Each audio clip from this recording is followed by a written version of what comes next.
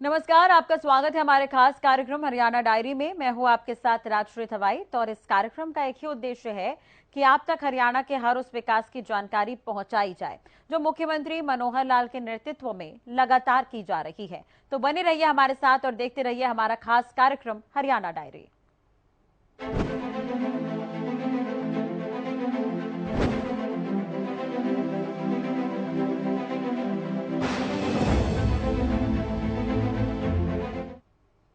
मुख्यमंत्री मनोहर लाल 17 अक्टूबर को करनाल पहुंचे थे। इस दौरान मुख्यमंत्री मनोहर लाल ने सैनिक स्कूल पहुंचकर अपना संबोधन दिया और सौगात भी दी है। देखिए रिपोर्ट।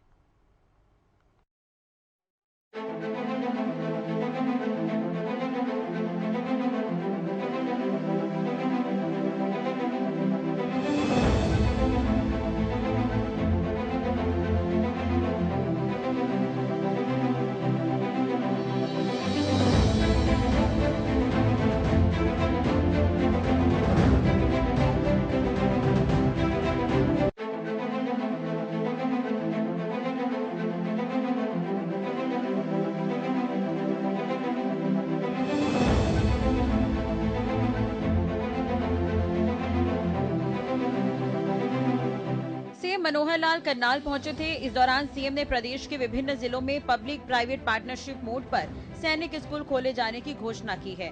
उन्होंने कहा कि इससे प्रदेश के अग्निवीरों को सहायता मिलेगी। बड़ी संख्या में अग्निवीर तैयार होंगे। दरअसल मुख्यमंत्री करनाल के कुंजपुरा सैनिक स्कूल में अखिल भारतीय सैनिक स्कूल राष्ट्रीय खेल 2023 के समापन कार्यक्रम में पहुंचे थे। इस दौरान सांस्कृतिक कार्यक्रम में भी शामिल हुए। कर्ण नगरी करनाल में पहली बार अखिल भारतीय सैनिक स्कूल राष्ट्रीय खेल का आयोजन हुआ। सैनिक स्कूल के विकास के लिए सीएम ने 10 करोड़ रुपए देने की घोषणा की। मुख्यमंत्री ने कहा कि पहली बार इन प्रतियोगिताओं में गर्ल्स कैडेटों ने हिस्सा लिया, जो नारी सशक्तिकरण का पर्याय है। ये बेटी बचाओ बेटी पढ़ाओ की भावना को चरितार्थ करता है। प्रधानमंत्री ने 2015 में हरियाणा से ही बेटी बचाओ बेटी पढ़ाओ का नारा दिया था। उनकी प्रेरणा से बेटियों को 3 वर्ष पहले सैनिक स्कूलों में प्रवेश मिलना शुरू हुआ।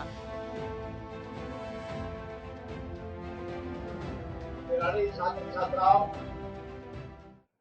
आज का अवसर बहुत ही पावन अवसर, नवरात्रों का ये दिन चल रहा है।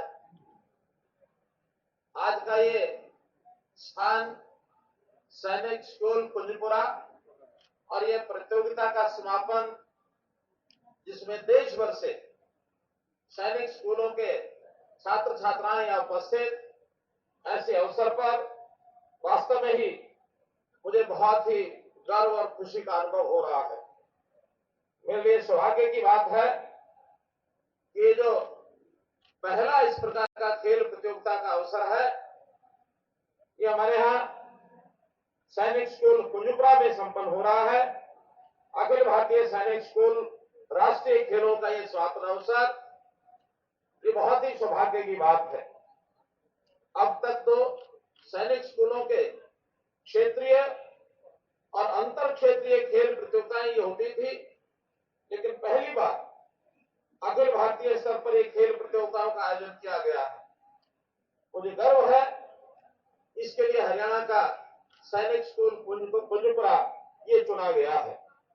सैनिक स्कूलों के कैडेट्स के लिए राष्ट्रीय स्तर की इस प्रतियोगिता के आयोजन में इन खिलाड़ियों में से कई खिलाड़ियों को राष्ट्रीय और अंतर्राष्ट्रीय स्तर की खेल प्रतियोगिताओं के लिए चयन का अवसर भी निश्चित रूप से मिलेगा। मेरे सामने देश के भावी सीमा प्रहरी ये खिलाड़ी बैठे हैं। आपके दमकते चेहरे देखकर मेरा मन बहुत प्रफुल्लित हो रहा है।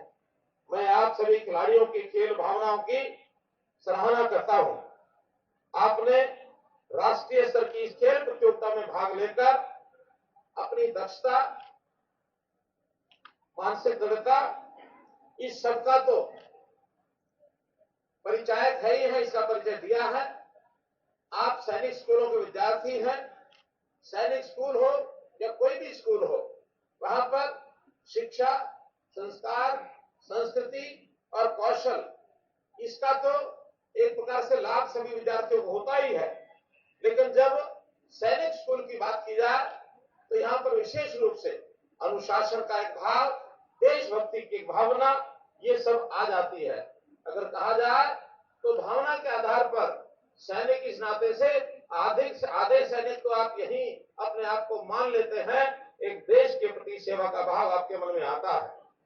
देश भर के सैनिक स्कूलों के 650 खिलाड़ी इस खेल प्रतियोगिता में भाग ले रहे हैं। खेल प्रतियोगिताओं से आपकी अपनी दक्षता और क्षमता जो सिद्ध होती है, एक दूसरे की भावनाएं, देश भर के अन्य अन्य प्रांतों से जब आते हैं, एक दूसरे की मान्यताएं, रहन सहन इत्यादि का एक जानकारी भी आपको मिलती है। राष्ट्रीय एकता यह भी मजबूत होती है। हमें गर्व की बात है कि पहली बार इन प्रतियोगिताओं में बेटियों ने भी भाग लिया है।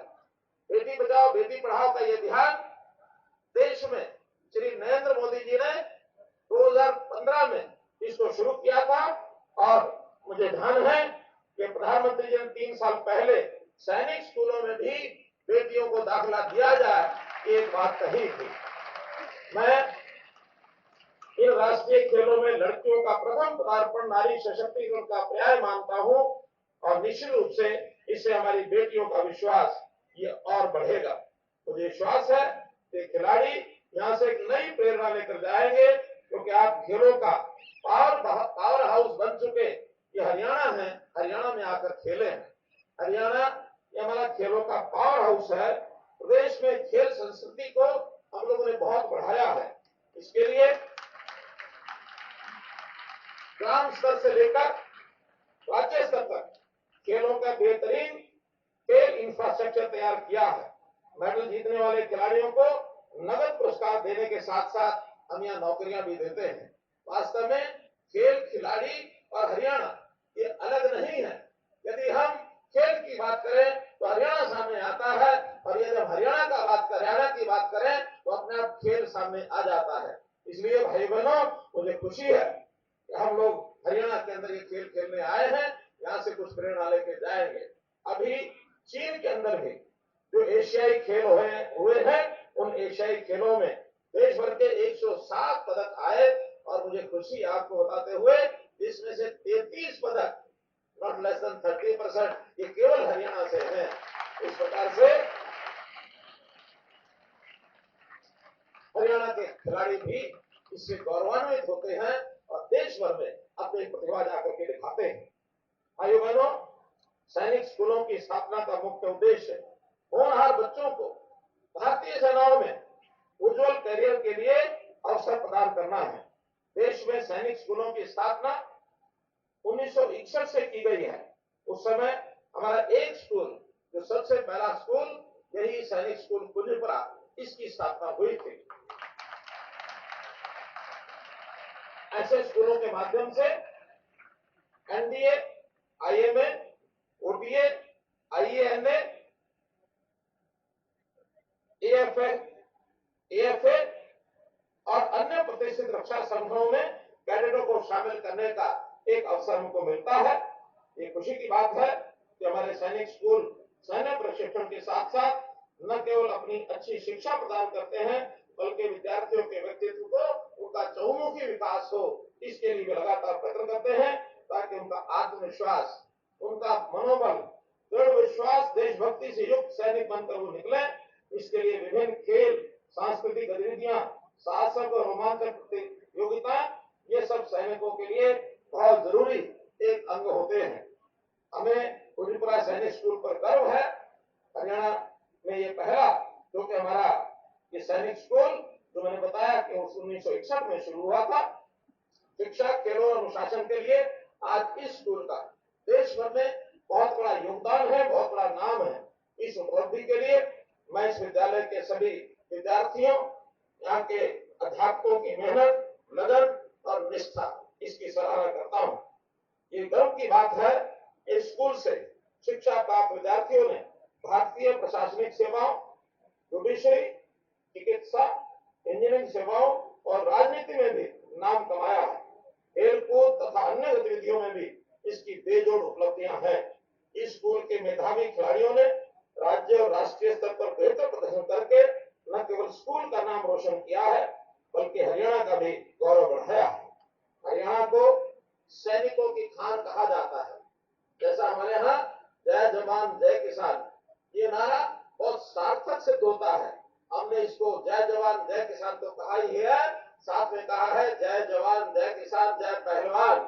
पहलवान यानी खिलाड़ी, इसकी भी धाक है पूरी।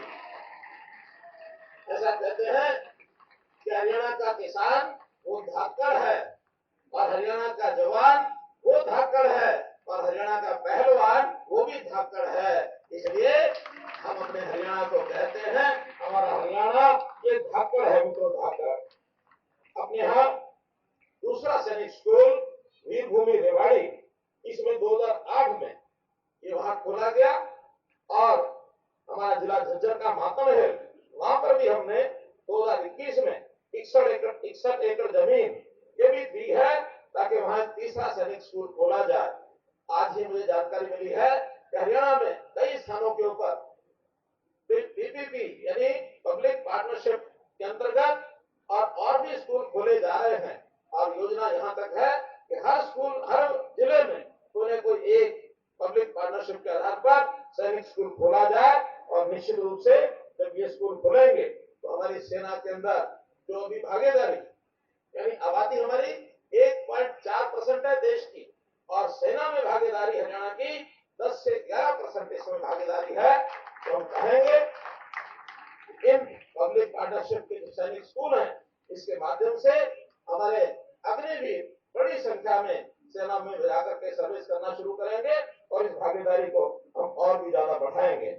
आज इस समापन समारोह में हमें प्रेरित ऊर्जावान और उत्साही सैनिक स्कूल कैडेट्स द्वारा कुछ अद्भुत प्रदर्शन देखने को मिले, कुछ सांस्कृतिक कार्यक्रम देखने को मिले। बहुत ही प्रसन्नता का विषय है, ये उनके आत्मविश्वास को बहुत बढ़ाता है। मैं कामना करता हूँ कि आप अंतर्राष्ट्रीय फलक पर भी देश के गौरव को बढ़ाएं। मुझे विश्वास है अखिल भारतीय सैनिक स्कूल राष्ट्रीय खेल 2023 की प्रतियोगिता इसकी ये जो खिलाड़ियों की उम्मीदों को नए पंख लगाने का ये काम करेगा।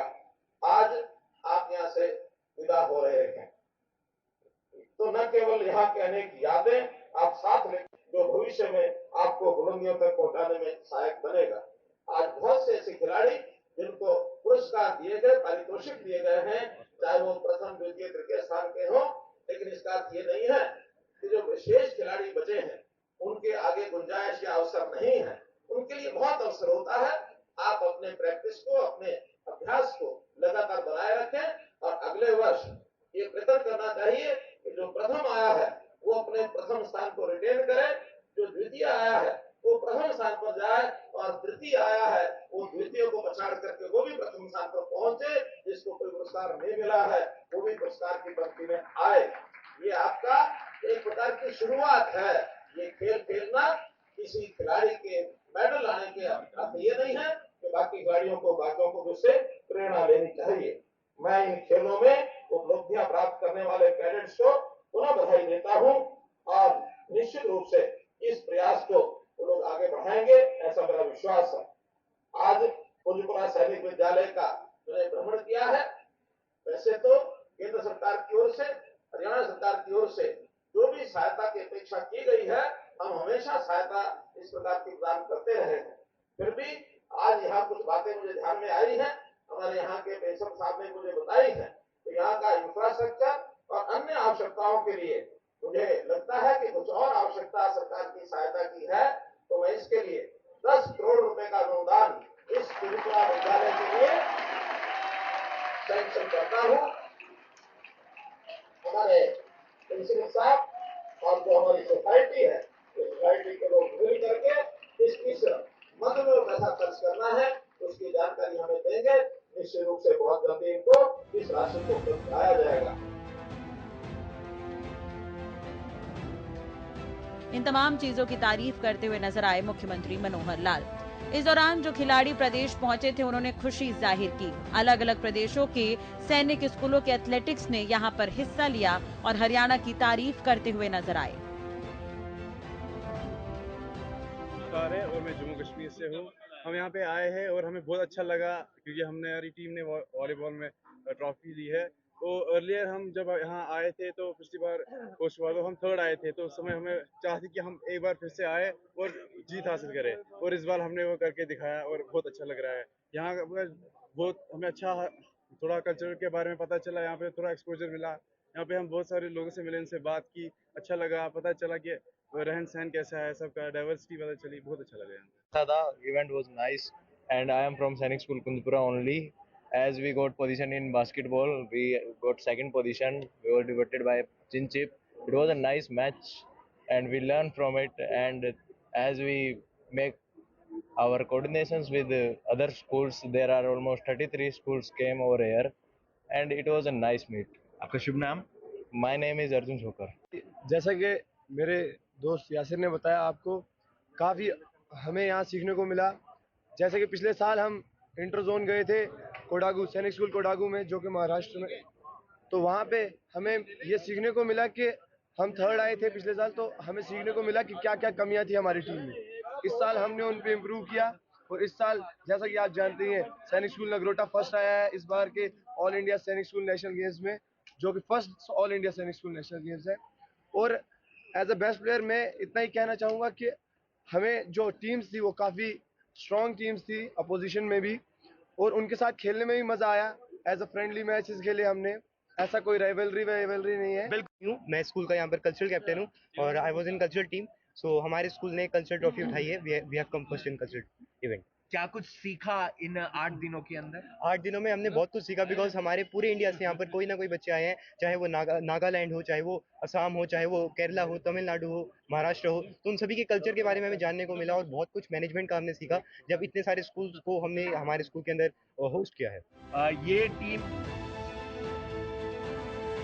मुख्यमंत्री मनोहर लाल ने आगे कहा कि प्रदेश को सैनिकों की खान कहा जाता है। सेना में भर्ती होने वाला हर 10वां जवान यहाँ से है। 2008 में रेवाड़ी में दूसरा सैनिक स्कूल खोला गया। झज्जर के मातनहेल में भी स्कूल खोलने जा रहे हैं। 2021 में 61 एकड़ जमीन दी जा चुकी है। सीएम मनोहर लाल ने आगे कहा कि इस प्रतियोगिता से खिलाड़ी नई प्रेरणा लेकर जाएंगे। सरकार ने प्रदेश को स्पोर्ट्स पावर हाउस बनाने के लिए खेल संस्कृति विकसित की है। गांव से राज्य स्तर तक खेलों का बेहतरीन इंफ्रास्ट्रक्चर तैयार किया गया है। मुख्यमंत्री ने आगे कहा कि प्रदेश में जय जवान जय किसान के साथ जय पहलवान का नारा सार्थक है। उन्होंने कहा कि हमारे जवान, किसान और पहलवान तीनों धाकड़ हैं।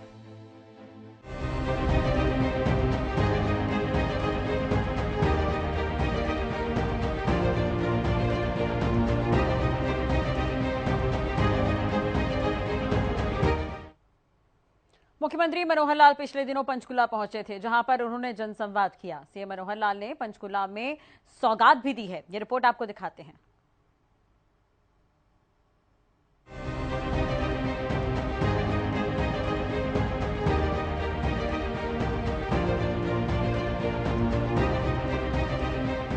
सीएम मनोहर लाल जनसंवाद करने बरवाला पहुंचे थे। इस दौरान प्रदेश के मुख्यमंत्री मनोहर लाल ने गांव बरवाला निवासियों की वर्षों पुरानी मांग को पूरा करते हुए गांव में जल्द ही सीवरेज की सुविधा उपलब्ध करवाने की घोषणा की।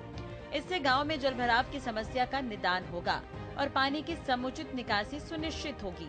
इसके अलावा मनोहर लाल ने सामुदायिक केंद्र बरवाला का नाम शहीद राजपाल राणा के नाम से करने की भी घोषणा की।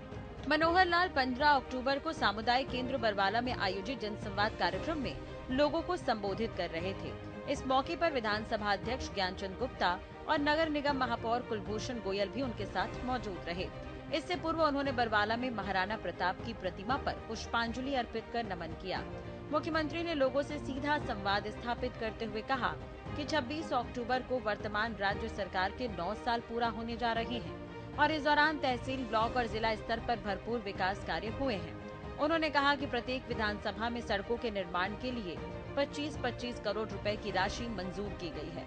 इस बार हुई भारी वर्षा के कारण क्षतिग्रस्त हुए पुल और सड़कों के सर्वे का कार्य भी पूरा हो चुका है और इनकी मरम्मत का कार्य भी शुरू कर दिया गया है। उन्होंने आगे कहा कि पूर्व में आबादी के सही आंकड़े न होने की वजह से एक अनुमान के अनुसार ही कार्य करवाए जाते थे, परंतु हमने परिवार पहचान पत्र के नाम से नई व्यवस्था शुरू की, जिसके माध्यम से किसी भी गांव व शहर की सही आबादी का पता चल जाता है।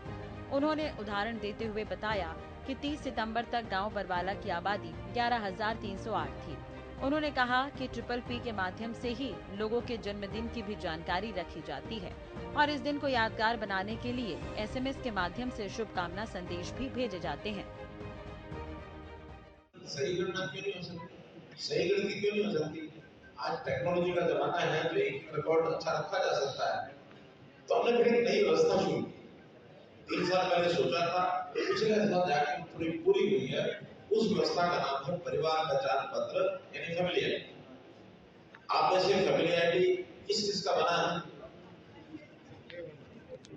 क्योंकि मैं देख रहा हूँ, मैंने जय बोला है तो बीच में एक वर्ग ऐसा बैठा चुप करके सुन रहा है। मैंने जब हाथ खड़े कराए हैं तो एक वर्ग ऐसा ना हाँ में ना ना में बढ़ाते हैं, हलवा बनाते हैं, खीर बनाते हैं और फिर मीठे मीठे स्वर में बोलते हैं हैप्पी बर्थडे।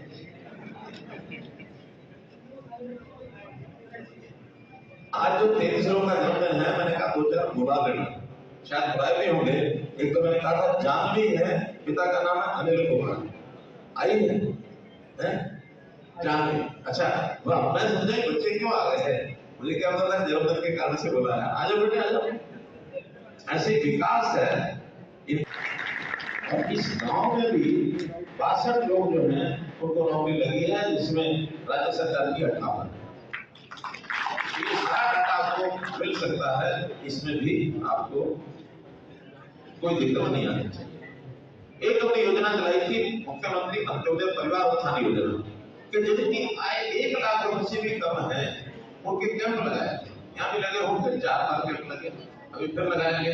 कैसे लोग कोई अपना काम कर सकते हो, बैंक से लोन चाहिए, उसके लिए उसका एक इंटरव्यू लेके उसका काम का क्या रुचि है पूछ करके तो सीएम मनोहर लाल ने लोगों की शिकायत को सुनकर मौके पर उपस्थित संबंधित अधिकारियों को उनके तत्काल निवारण के आदेश दिए। इस दौरान सीएम खट्टर ने कहा कि हमने हरियाणा में बिना किसी भेदभाव के पारदर्शी शासन सुनिश्चित कर बिना पर्ची बिना खर्ची के मेरिट के आधार पर नौकरियां दी। सीएम मनोहर लाल ने आगे कहा कि जिससे वंचित लोगों को सरकारी योजनाओं का लाभ एवं नौकरियां मिली, वहां उपस्थित लोगों को आयुष्मान भारत योजना, चिरायु हरियाणा योजना समेत विभिन्न कल्याणकारी योजनाओं की जानकारी देने के साथ साथ बरवाला में सीवरेज व्यवस्था को दुरुस्त कराने का आश्वासन भी दिया। बरवाला के बाद सीएम अम्बाला के शहजादपुर पहुंचे और जन संवाद कार्यक्रम के तहत खुला दरबार लगाकर आम जनता की समस्याओं को सुना। जन संवाद कार्यक्रम से पहले उन्होंने रेड क्रॉस द्वारा दिव्यांगों को ट्राई साइकिल और कृत्रिम अंग प्रदान किए। कुल मिलाकर मुख्यमंत्री मनोहर लाल लगातार दौरे कर रहे हैं, जनसंवाद कर रहे हैं। मुख्यमंत्री मनोहर लाल की कोशिश है कि लोगों से मुखातिब हों और उनकी समस्याओं को सुनकर उसका निपटारा किया जाए। इसके अलावा मुख्यमंत्री मनोहर लाल जहां भी जनसंवाद करते हैं, अधिकारी कर्मचारी मौजूद रहते हैं। ग्रामीणों की समस्याओं का मौके पर ही निपटारा किया जाता है। इसके अलावा ग्रामीण यहां पर कई योजनाओं को लेकर जानकारी भी लेते हैं। मुख्यमंत्री खुद इस योजना की जानकारी देते हुए नजर आते हैं और लोगों से ये भी पूछते हैं कि इस योजना का लाभ आपको मिल रहा है या फिर नहीं। प्रदेश में जितनी भी योजनाएं चलाई जा रही है, उसकी मॉनिटरिंग खुद मुख्यमंत्री मनोहर लाल कर रहे हैं। कैबिनेट की जब भी बैठक होती है, उसके बाद मुख्यमंत्री प्रेस कॉन्फ्रेंस के माध्यम से ये भी बताते हुए नजर आते हैं कि तमाम योजनाएं जनता के हित में चलाई जा रही है। सरकार ये सुनिश्चित करती है कि हर एक योजना का लाभ आम जनता को मिल सके।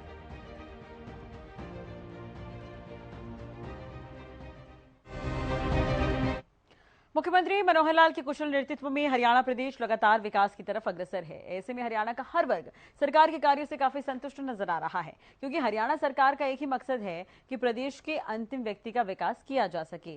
फिलहाल हमारे खास कार्यक्रम हरियाणा डायरी में आज के लिए बस इतना ही। आप देखते रहिए हरियाणा न्यूज। नमस्कार।